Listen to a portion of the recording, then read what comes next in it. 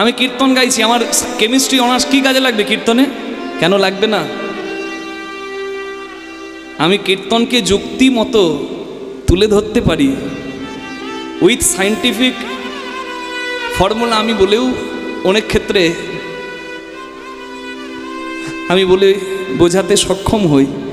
এবং আমি যখন মাসখানেক আগে ইংল্যান্ডে কীর্তন করতে গেলাম, লন্ডনে কীর্তন করতে গিয়েছিলাম, লেস্টার, ম্যানচেস্টার, সেই সব শহরগুলোতে যখন গেলাম, ইন্টারন্যাশনাল লাইন আপে যখন কীর্তন গাইতে গেলাম, ওখানে কিন্তু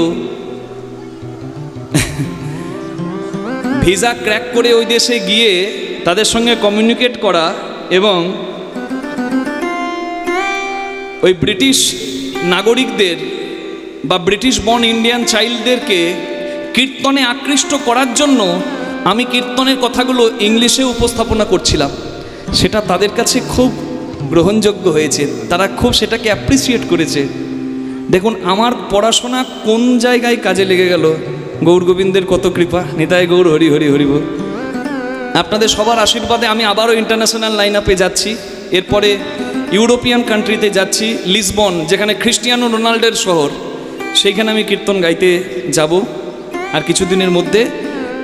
তা আপনারা সবাই আমাদেরকে আশীর্বাদ করবেন। দেখুন